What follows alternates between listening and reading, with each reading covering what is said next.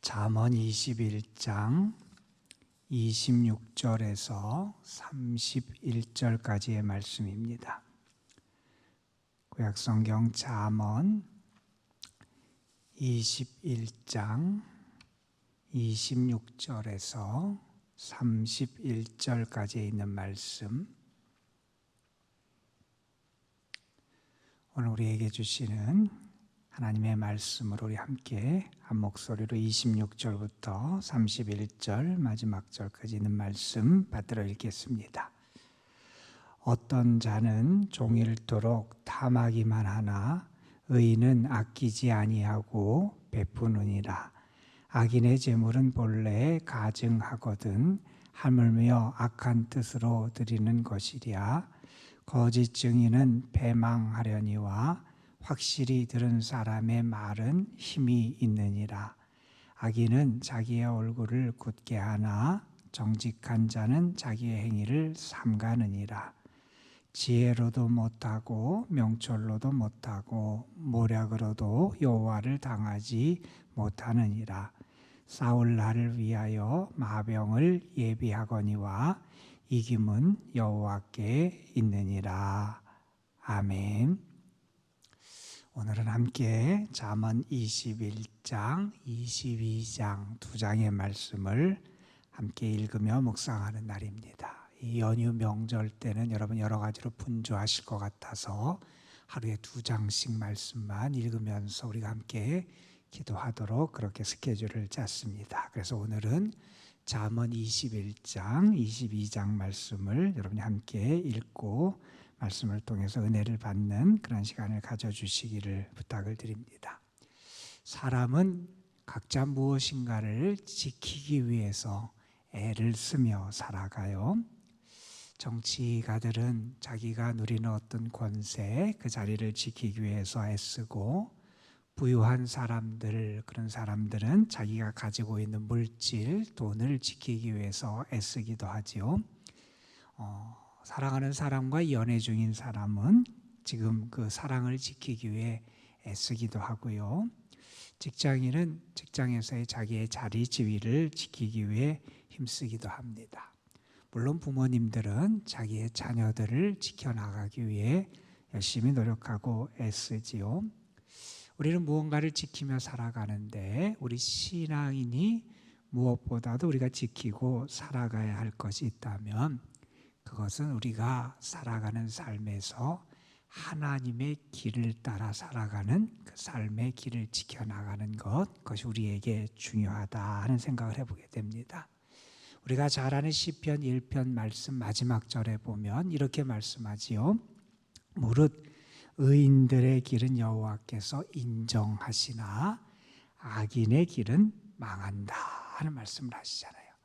의인의 길, 하나님이 기뻐하시는 그 하나님의 길을 걸어가는 의인들의 길은 여호와께서 인정하시지만 악인의 길은 망하게 된다 하는 말씀.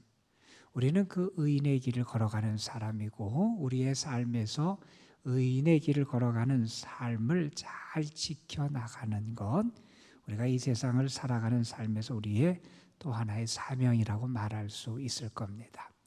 오늘 우리가 함께 읽는 잠언 21장의 말씀은 특별히 그 전반부에서는 악인들의 행태와 모습을 우리에게 많이 보여주는 내용이 등장을 해요.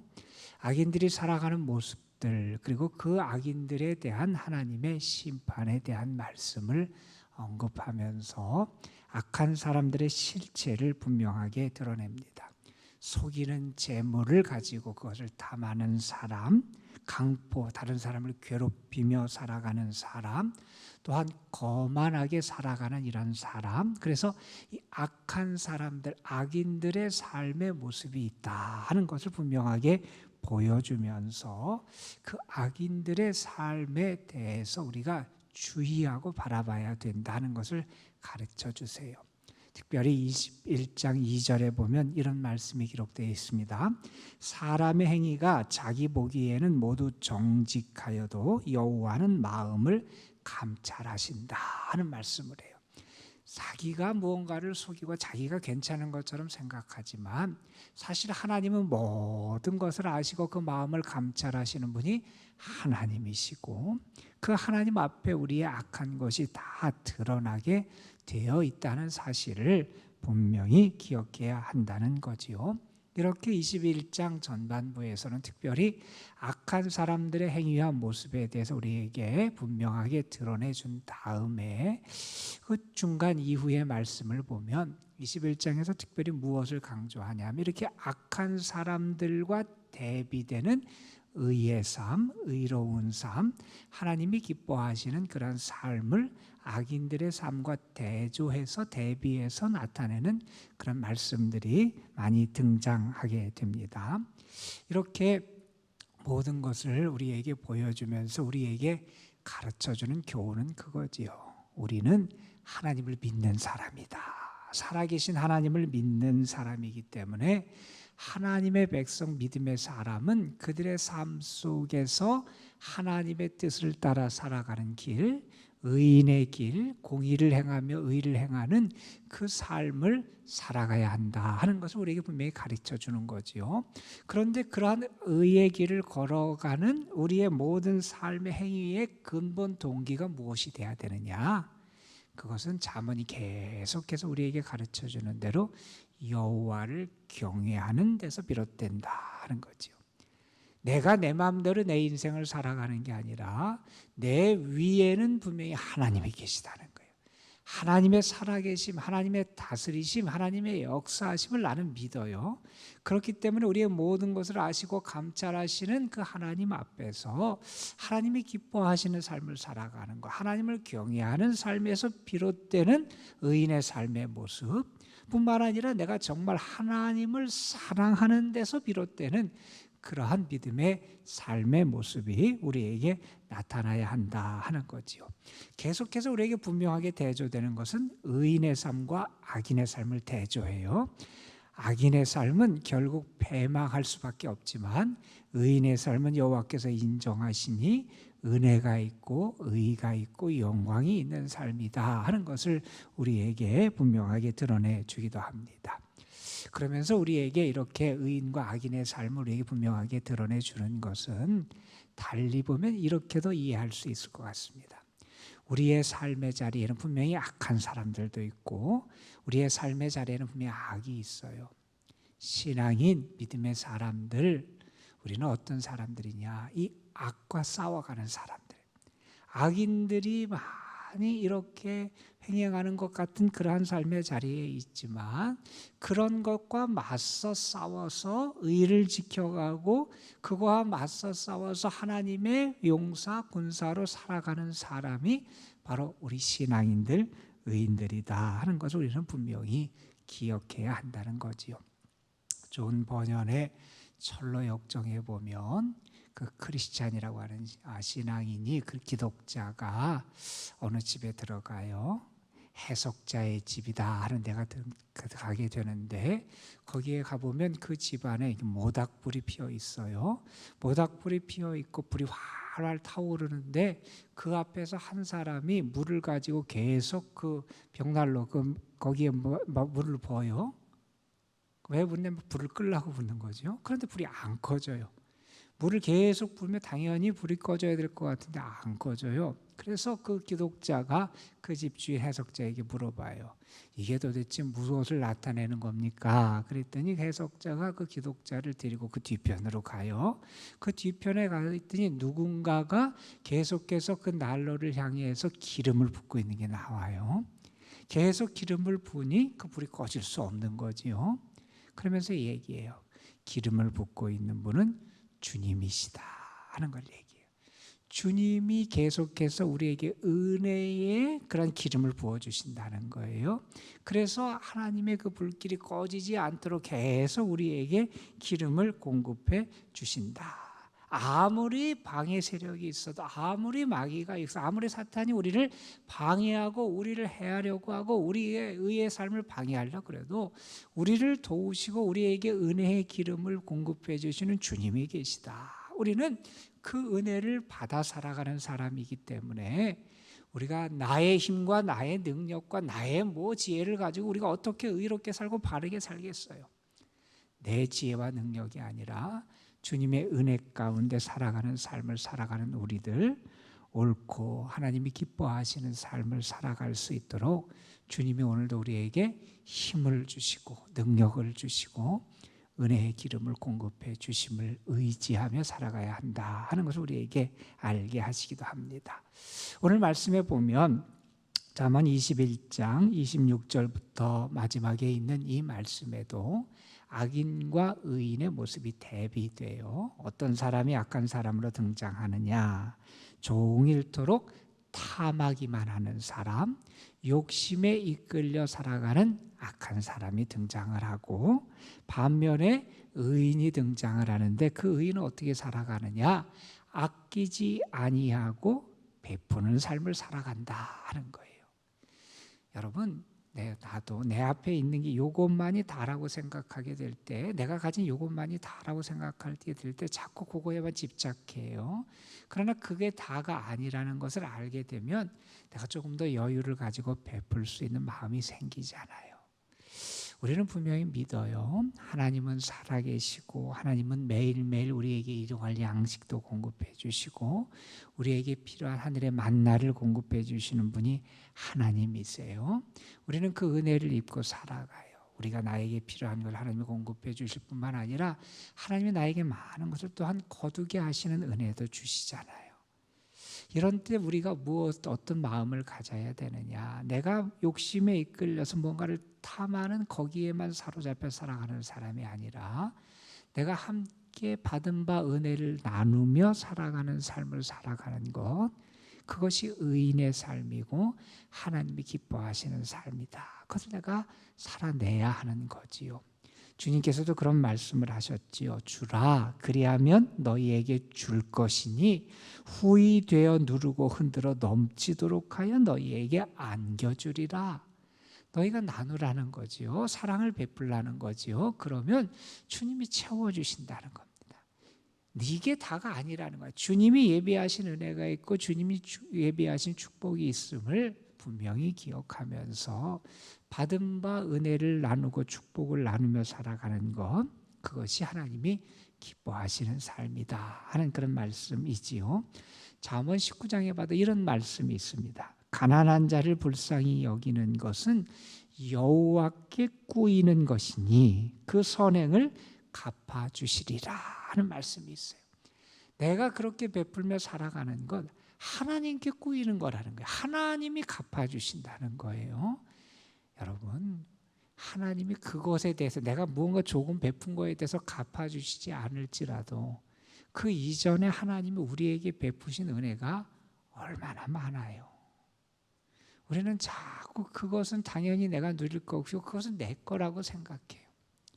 그러나 성경이 우리에게 분명히 가르쳐 주지요. 내가 갖고 누리고 내가 쓰고 하는 모든 것이 다 하나님의 은혜의 선물이다 하는 사실을 우리는 기억해야 됩니다. 하나님 우리에게 원하시는 것은 내가 욕심에 이끌려서 나만을 위해 살아가는 삶이 아니라 나누고 베푸는 삶을 하나님이 원하신다. 그런 이야기는 수없이 많이 있지요. 카네기와 관련된 이야기 가운데서 그런 얘기가 있어요. 비가 억수같이 내리던 날 어느 가구점 앞에서 그 할머니가 다리가 불편한 것 같은데 가게를 이렇게 들여다보고 있어요. 비가 많이 내려요.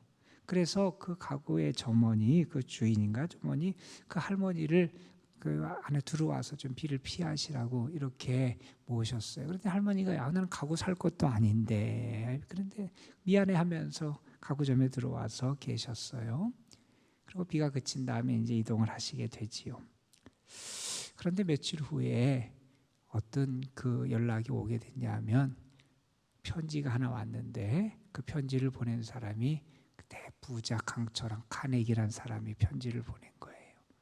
자기 어머니가 차를 기다리고 있었는데 그렇게 비를 피하게 해줘서 고맙다는 그런 내용과 함께 어머니가 부탁을 하셔서 새로 짓는 저택과 회사의 가구들을 이 가구점에서 우리가 대서 쓰겠다.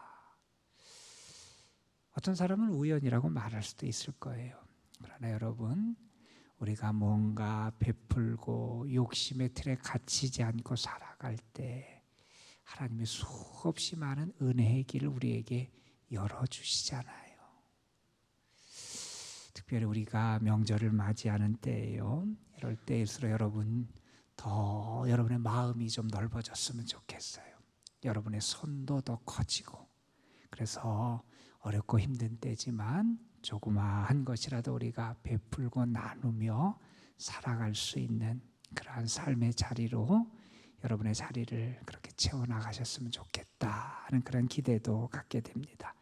이런 말씀이 계속 이어집니다. 27절에 보면 악인의 재물은 본래 가증하거든 하물며 악한 뜻으로 드리는 거냐. 악인이 무언가를 재물을 바쳐요. 그런데 악한 의도를 가지고 바친다는 거예요. 그것 불순한 의도로 바치는 것, 그것을 하나님 왜 모르시겠어요?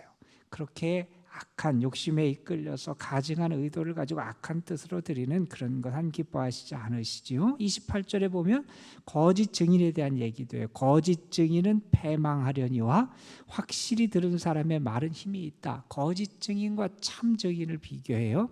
거짓 증인은 그가 아무리 거짓 증인이라도 결국에는 그것이 들통나서 패망, 실패, 그 증인이 실패, 그 증거 자체가 실패하게 될 거라는 거예요. 그런데 확실히 들은 사람, 진실한 증언을 하는 사람의 말은 힘이 있다. 결국 그 증거가 채택이 될 거라는 거예요.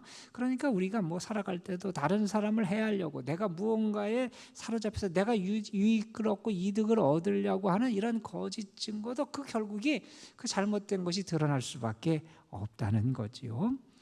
29절에도 악인과 의인을 또한 대비시킵니다. 악인은 자기의 얼굴을 굳게 하나 정직한 자는 자기의 행위를 삼가느니라. 악한 사람이 얼굴을 강하게 한다는 거예요. 이게 뭐 왜 그렇게 하냐면 무언가 자기가 드러낸 자기의 잘못, 자기의 악을 감추기 위하여 여기에 이렇게 굳게 한다고 하는 것은 그 얼굴을 뻔뻔하게 한다는 거예요. 내가 그렇지 않은 것처럼 내가 그렇게 위장하고 나를 속여요. 하지만 정직한 사람은 자기의 행위, 의를 잘 드러내요. 그래서 그걸 통해서 하나님의 의가 나타나고 그 행위의 반응이 드러날 수 있도록 그렇게 잘 신중히 행하면서 살아가는 그런 모습으로 나타나게 된다. 악인의 모습과 의인의 모습이 있다는 거예요. 나의 삶은 과연 어느 쪽에 더 가까운가 라는 것을 우리가 보면서 정말 하나님을 경외하는 자답게, 하나님이 기뻐하시는 자답게 우리의 삶의 모습은 이렇게 의인의 삶, 하나님이 인정하시고 하나님을 경외하는 그런 모습을 우리가 지켜나가도록 애써야 되겠다 하는 사실을 다시 한번 깨닫게 됩니다. 자, 그리고 30절, 31절에 보면 하나님의 지혜와 주권, 하나님의 승리에 대한 말씀을 하면서 인간의 그 어떤 것도 그 하나님의 지혜, 하나님의 능력 앞에서 아무것도 아니다라고 하는 것을 우리에게 가르쳐주는 말씀이 등장을 해요. 특별히 30절 말씀에 보면 이렇게 얘기하지요. 지혜로도 못하고 명철로도 못하고 모략으로도 여호와를 당하지 못하느니라 라고 하는 말씀이 있어요. 원래는 이렇게 돼 있어요. 하나님, 원래 원어를 그대로 직역해서 번역하면 이런 뜻이, 하나님 앞에는 지혜도 없고 명철도 없고 모략도 없다, 이렇게 표현이 되어 있어요. 그러니까 하나님에 대항해서, 하나님에게 비교해서 인간의 어떤 지혜도 그 앞에서 존재할 수 없고, 인간의 어떤 명철도 감히 그 앞에 설 수 없고, 인간의 어떤 모략도 하나님 앞에 설 수 없다는 거예요. 사람들은 내가 똑똑한 줄 알아요. 내 지혜로 살아갈 수 있는 줄 알아요. 그것만 있으면 된 것처럼 생각해요. 그래서 교만하고 하나님을 경외하지 않고 살아가요. 그러나 그 어떠한 존재도, 인간의 어떤 지혜와 인간의 어떤 명철도 감히 하나님과 비교할 수 없다는 거예요. 여러분, 인간의 지혜, 인간의 방법, 인간의 모든 수단을 가장 잘 최대로 동원하는 게 아마 전쟁일 거예요. 싸움, 전쟁은 그 생명이 달리고 국가의 존망이 달린 거기 때문에 그것에는 모든 동원할 수 있는 모든 것을 다 동원할 거예요. 그런데 여러분, 31절에 보면 이렇게 말씀하지요. 싸울 날을 위하여 마병을 예비하거니와 이김은 여호와께 있다 하는 거예요. 내가 뭘 가지고 있고 내가 뭘 할 수 있고 내가 뭘 전략을 잘 짜고 그래서 내가 이기고 내가 승리하는 게 아니라는 거예요. 참된 승리는 하나님께 있고 모든 것을 주관하시는 분은 하나님이에요. 우리는 그 하나님의 존재 살아계심을 믿기에 그 하나님을 의지하고 무엇보다도 그 하나님을 경외하며 살아가는 사람들이에요. 내가 아무리 속이려고 해도 하나님은 모든 것을 아세요. 그러니까 하나님 앞에 하나님을 경외하는 가운데 하나님이 기뻐하시는 의인의 삶을 살아가는 것, 그것이 오늘도 하나님 우리에게 기대하시는 삶이다 하는 사실을 기억하시면서 여러분이 오늘 하루 살아가는 삶의 자리가 하나님이 기뻐하시는 의인의 삶의 열매가 가득한 삶의 자리가 되시기를 주님의 이름으로 축복합니다. 기도하시겠습니다. 아버지 하나님, 오늘도 우리를 인도하셔서 하나님이 기뻐하시는 삶에 대해서 함께 묵상할 수 있도록 우리를 이끌어 주심에 감사드립니다. 우리는 분명히 전능하신 하나님, 모든 것을 아시는 하나님, 모든 승리의 근원이고 모든 것을 다스리시는 참 주권자가 되시는 하나님을 믿는 사람들입니다. 그 하나님, 그 하나님의 살아계심을 믿고 그 하나님의 능력을 믿기에 오늘도 그 하나님을 경외하며 그 하나님이 우리에게 기대하시는 삶, 의인의 삶, 복된 삶을 살아가는 저희의 삶이 될 수 있도록 인도하여 주옵소서. 행여나 나의 지혜, 나의 어떤 방법을 동원해서 내가 하나님 앞에 정직하지 못하게 하나님을 속이려고 하는 어리석음을 범치 않게 하여 주시고 늘 깨어 하나님 앞에 겸손하게 하시고 하나님의 뜻을 살피게 하여 주시고 하나님이 원하시는 삶을 위해서 한 걸음 한 걸음 나아갈 수 있는 저희들이 되게 하여 주옵소서. 욕심에 사로잡히지 않게 하여 주시고 악의 유혹에 넘어가지 않게 하여 주시고 악과의 믿음의 싸움에서 늘 주님이 주시는 힘과 능력, 의지에서 승리하며 살아가는 저희들이 되게 하여 주옵소서. 명절을 맞이해서 여러 가지로 분주한 가운데 살아가는 성도들, 또한 이곳저곳을 향해서 이동하는 그런 성도들의 분주한 발걸음, 저들의 삶 모두를 다 하나님 앞에 올려드립니다.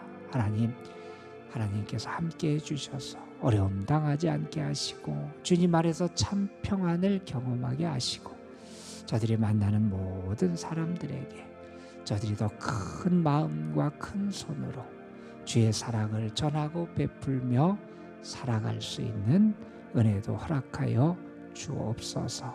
특별히 어려움 당하고 힘겨운 삶의 자리에 있는 성도들을 기억해 주시고 주의 사랑과 은혜로 저들을 오늘도 붙잡아 주옵소서. 연로하신 분들, 병약한 분들에게도 오늘도 하나님께서 강건함과 하늘의 평강을 더하여 주실 줄 믿습니다. 하나님의 은혜로 함께하여 주옵소서. 이 시간 저희들이 주님 앞에 기도할 때 분명히 우리의 마음속에 하나님이 나에게 힘을 주시고 지혜를 주셔서 내가 오늘 살아갈 은혜의 길, 믿음의 길이 보여지게 하여 주시고 온전하게 주를 의지하는 가운데 주님과 함께 참된 만남과 교제를 하는 기쁨의 시간이 될 수 있도록 이 기도의 시간을 주께서 은혜로 채워 주옵소서. 우리의 기도에 선하게 응답하시고 우리를 사랑하시는 주께 모든 것을 맡기며 우리 구주 예수 그리스도의 이름으로 기도드리옵나이다. 아멘.